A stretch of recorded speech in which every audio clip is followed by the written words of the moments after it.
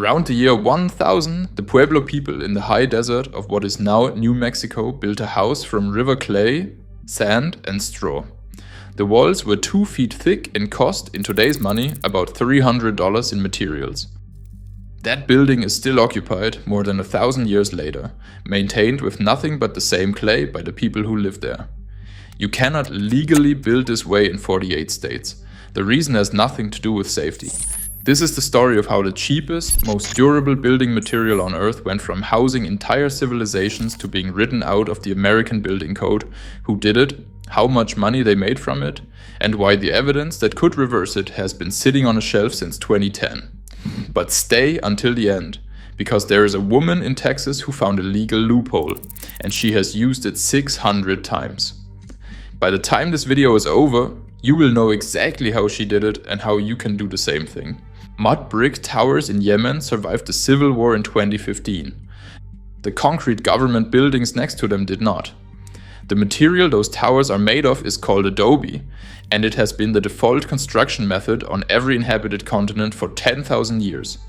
Jericho, the oldest permanent settlement ever excavated, carbon dated to 8,000 years before Christ. The Great Mosque of Jenne in Mali, 1,300 years on the same site. Taos Pueblo in New Mexico, occupied without interruption since before the Spanish arrived. The physics behind it explain why a $300 wall outperforms a $30,000 HVAC system, and the money trail explains why you are not allowed to build one. Start with the brick itself, because the engineering is almost insulting in its simplicity. 70 to 80% site clay, 15 to 25% sand, and 5 to 10% chopped straw or organic fiber.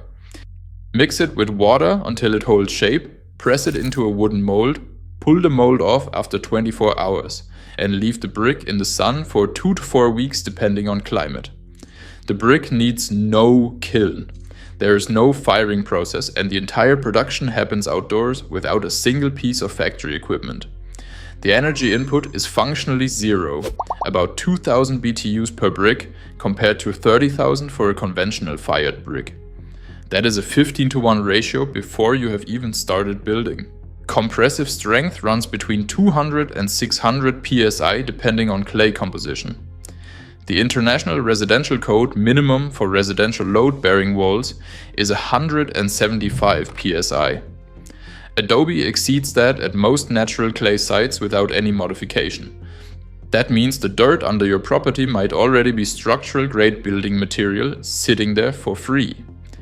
You could walk outside right now, dig up a shovel full of clay, and hold a raw ingredient of a house that will outlast anything on your street.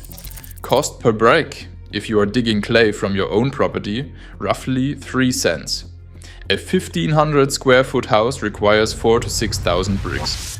Total material cost, somewhere between $120 and $180. But the real engineering is not in the brick, it is in what happens after you stack them into a wall. An 18 to 24 inch thick adobe wall creates what engineers call thermal lag, a delay between when heat reaches the outside surface and when it reaches the inside. For adobe at standard residential thickness, that delay is 8 to 12 hours. Think about what that means in a desert climate. When outside temperature peaks at 2 in the afternoon, the wall is absorbing that heat, pulling it inward through 2 feet of dense clay. By midnight, when the outside temperature has dropped 40 or 50 degrees, the wall starts releasing that stored heat into the interior. It warms the house through the coldest hours, and the entire process runs on physics alone. No furnace, no electricity, and nothing that can break down or wear out. Come morning, the cycle reverses. Cool night air charges the wall, and by the time afternoon heat arrives, the interior is still releasing coolness from 12 hours earlier. The University of Arizona tested this in 2018. They built an adobe structure and a conventional wood frame structure side by side in identical desert conditions and monitored both for 10 months.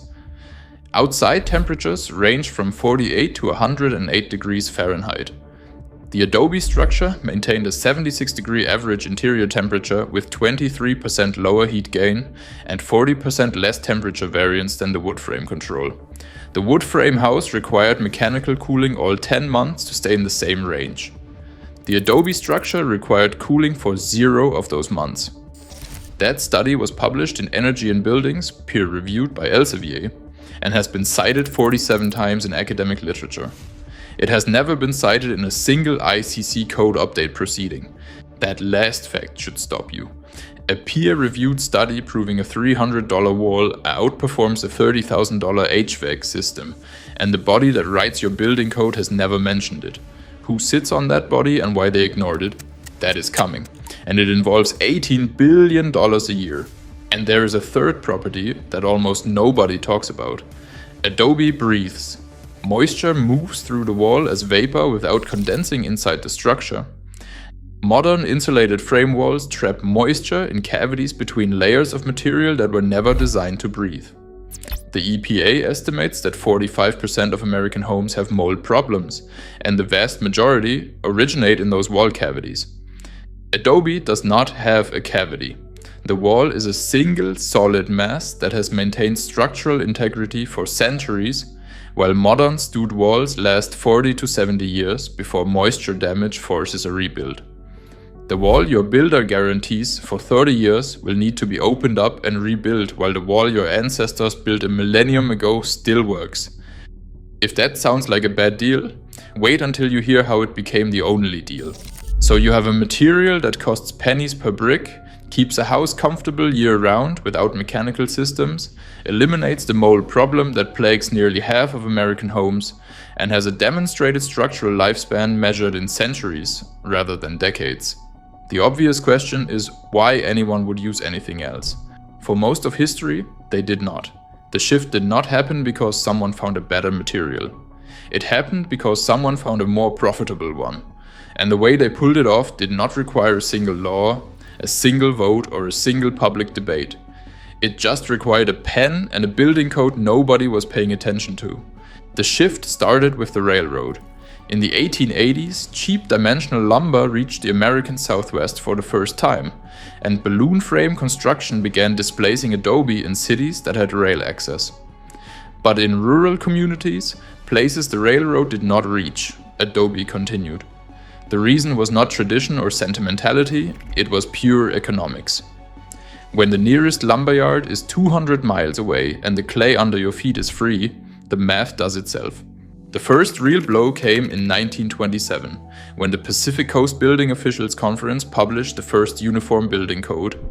It was written for wood frame construction. It contained no provisions for adobe. Under American building law, that omission carries a specific legal consequence. Anything not addressed by the code requires what is called an alternate method approval. That means engineering analysis, testing documentation, and formal sign-off from the local building department before you are allowed to break ground.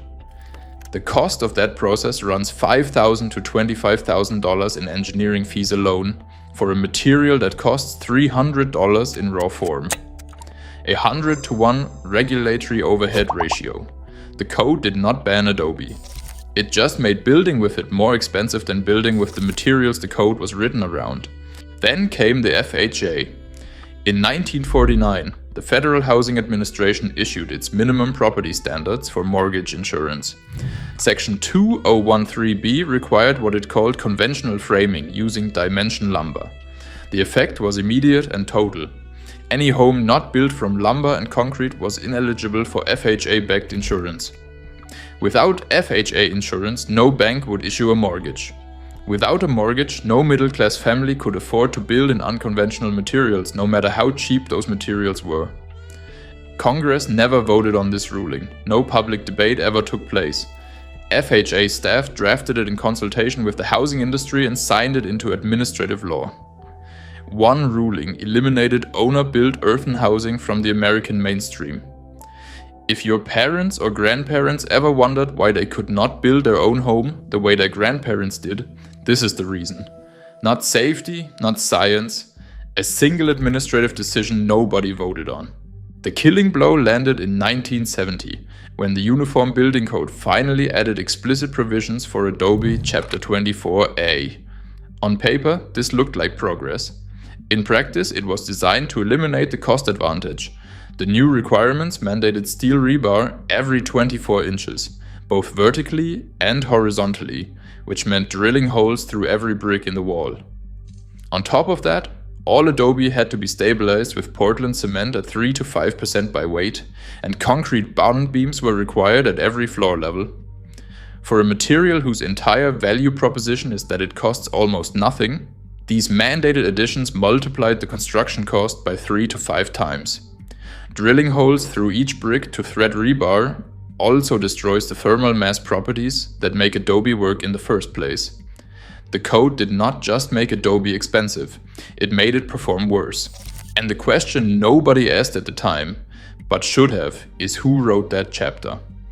The Portland Cement Association is the trade body representing cement manufacturers in North America. Its members include LafargeHolcim, Cemex, Vulcan Materials, and Martin Marietta. Combined US revenue, $18 billion a year. The PCA has lobbied continuously since 1940 for building code requirements that mandate Portland cement use in foundations, bond beams, mortar joints, and stucco coatings.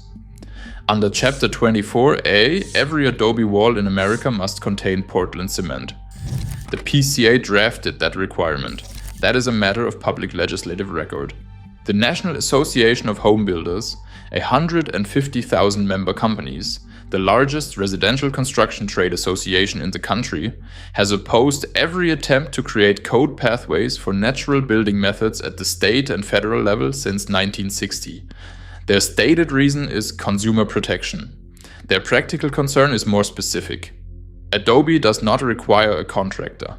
A homeowner with a shovel, a mold, and 2 weeks of time can build a structurally sound, thermally excellent home without hiring a single NAHB member. The system is layered. The code omits the material, which makes building with it require expensive approvals. The approvals mandate additions that destroy the cost advantage. The mortgage system will not finance it. The insurance system will not insure it at its actual value, calculating premiums based on conventional replacement costs 30 to 100 times the actual material value of an adobe home. And the trade associations whose members sell the mandated alternatives funded the committees that wrote the rules. None of this required a conspiracy. It just required everyone involved to follow their financial interest, and for nobody to ask whether the public interest was the same thing. But here is what they did not account for. There is a legal loophole in 3 states, and someone found it.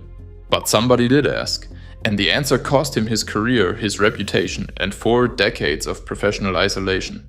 Hassan Fathy, graduate of Cairo University's School of Engineering, class of 1926, spent the next 50 years trying to convince the world that the solution to global housing poverty was sitting in the ground beneath people's feet. He was not a romantic. He was an engineer who understood thermal dynamics, structural loads, and construction economics, and who could see that mud brick outperformed concrete block on all 3 at a fraction of the cost. In 1945, the Egyptian government hired him to design a resettlement village for the tomb-robbing communities near the Valley of the Kings, families who had been promised new housing for decades. Fathy's design for New Gurna used traditional Nubian adobe, barrel-vaulted ceilings, internal courtyards, natural ventilation. The walls were thick enough to keep interiors cool through Egyptian summers without mechanical assistance. 540 planned homes for 7,000 residents. Total construction cost to residents, 0. Every brick came from local clay, shaped by local craftsmen using techniques that had been standard in the Nile Valley for 3,000 years. The government cancelled the project after 150 homes were built. The official reason was that residents refused to relocate from their ancestral homes. The documented reason, which Fathy laid out in detail in his 1973 book Architecture for the Poor, was that the construction contractors who had been awarded the original resettlement contract stood to build conventional concrete block housing at government expense. Fathy's Adobe Village, which cost almost nothing, made their contract unnecessary. They lobbied the housing ministry for the project's termination, and they got it. Fathy spent the remaining 4 decades of his life writing, lecturing, and building small-scale adobe projects across Egypt and the Middle East. He received the Aga Khan Award for Architecture and the Right Livelihood Award in 1980. His book was translated into 15 languages. The Smithsonian named it one of the 20 most important works of architecture of the 20th century. He died in Cairo in 1989. The international building establishment that had spent his entire career ignoring him sent no representative to his funeral. The 150 homes he built in New Gurna are still standing 76 years later, maintained by their residents with local clay. The conventional concrete housing the government contractors eventually built in the same area has largely deteriorated or been demolished. Think about that next time someone tells you earth construction is not up to modern standards. Fathy's diagnosis was simple, and he stated it publicly. The obstacle to affordable housing is not engineering, it is not material science. It is the financial structure of the construction industry, which cannot profit from a material that the homeowner can dig out of the ground for free. The building codes, the financing requirements, the insurance standards, they exist to protect an economic model, not a population. He was not the only one who saw it. Decades after his death, a woman on the Texas border took his method, found a legal loophole that no code authority had closed, and used it to build 600 homes for families who earned less than $12,000 a year. Not one of those families carries a mortgage, not one pays an energy bill, and not one needed permission from anyone. New Mexico broke ranks in 1991. Under pressure from the Pueblo communities and the natural building movement, the state adopted its own standalone adobe and rammed earth building code, the only state in the country with a standard that allows non-reinforced adobe construction under specific conditions. Structures built under that code have a zero failure record across more than 30 years. In more than 30 years, the record shows zero structural collapses and zero safety incidents. No steel reinforcement and no Portland cement in a seismic zone. That is 3 decades of proof that the material the federal code treats as unproven has never once failed under a state code that trusts it. No other state has adopted New Mexico's code. The ICC has not incorporated its findings. If you live in any of the other 49 states and want to build with Adobe, you are still on your own. The testing standards already exist. The ASTM, the same body that certifies every concrete wall in America, published a formal standard for earthen wall design in 2010 and reaffirmed it in 2016. Building officials in 48 states have never heard of it. But there is legal momentum now. In 2021, the International Residential Code approved Appendix U, a formal code pathway for COB construction, which is Adobe's monolithic cousin. Oregon, California, and Washington have adopted it. In 2024, the IRC added Appendix BA for hempcrete. The code apparatus is slowly acknowledging what 10,000 years of construction history already proved. But for Adobe brick specifically, the IRC still has no chapter, and no state outside New Mexico allows it without the steel and cement additions that eliminate its cost advantage. The data has been published, the standards have been written, the legal precedent has been set. And remember that woman in Texas with the legal loophole? Her name is Simone Swan. And what she built changes everything about what you think is possible. Swan came to the Texas-Mexico border in 2008, not as a contractor or a government worker, but as a student of Hassan Fathy's methods. And with a conviction that the families living along the Rio Grande in Presidio County did not need a government program or a mortgage lender. These families earned $8,000 to $12,000 a year, priced out of every conventional housing option available. They needed a shovel and someone to show them what to do with it. The method is the same one that built Jericho 10,000 years ago. You survey the ground under the building site. If the clay content is right, and in the Chihuahuan desert it almost always is, you dig. You mix the clay with sand and chopped straw in a ratio that Swan has calibrated over 15 years of fieldwork. You add water until the mixture holds its shape. You press it into a wooden form, pull the form off, and set the brick in the sun.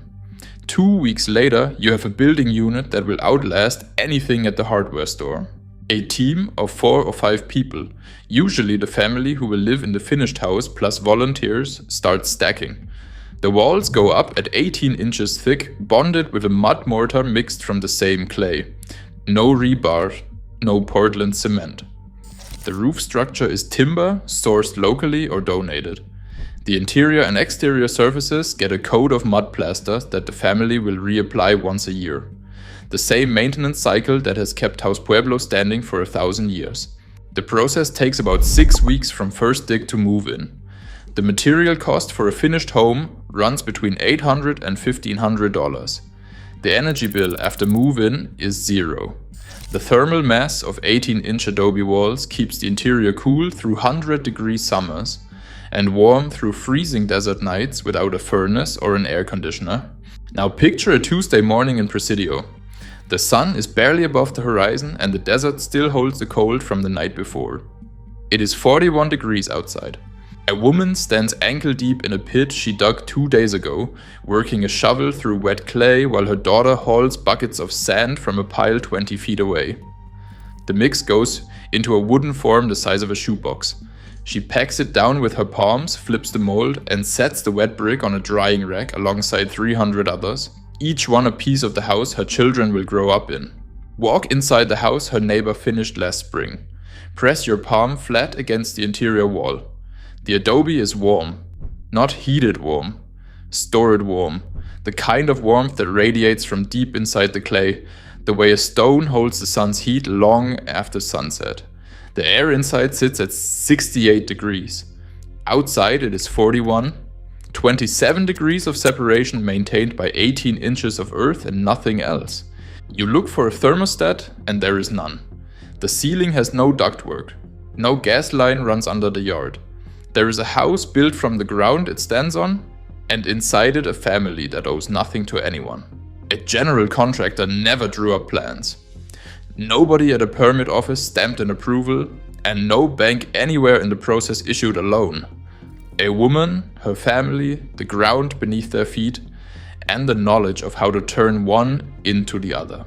Swan has repeated this process more than 600 times since 2008. 600 families who own their homes outright. 600 structures that will still be standing when the tract housing down the highway is landfill.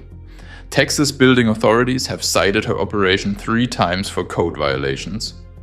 She has continued building under the owner-builder exemption, a provision that exists in Texas, New Mexico, and Arizona, allowing individuals to construct their own primary residence without meeting the full IRC standard. That is the loophole.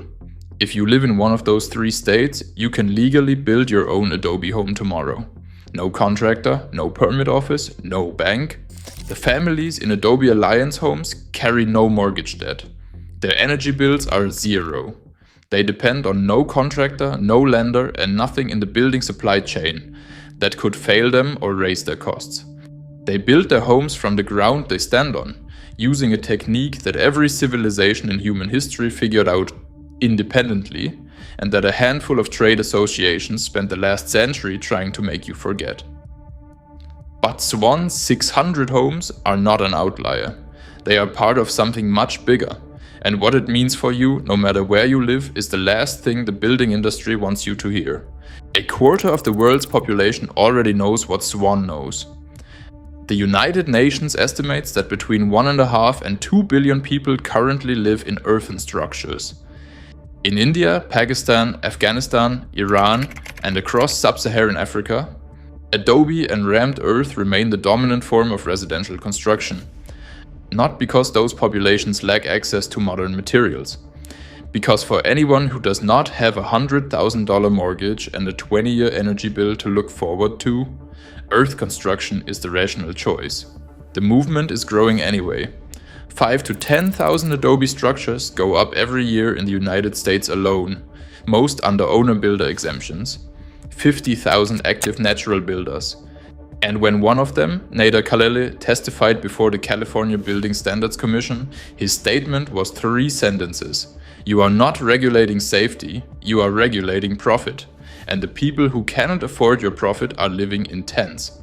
Your grandfather could have built a house for $300. The material is still under your feet. The knowledge is still available. If you live in Texas, New Mexico, or Arizona, you can start digging tomorrow. If you live anywhere else, the code is changing, and the people changing it are not waiting for permission. The only thing that ever stood between a family and a home that will outlast everything on their street was a building code written by the people who sell what that family does not need. If adobe is the answer to the wall, there is another ancient technique that does the same thing for the roof.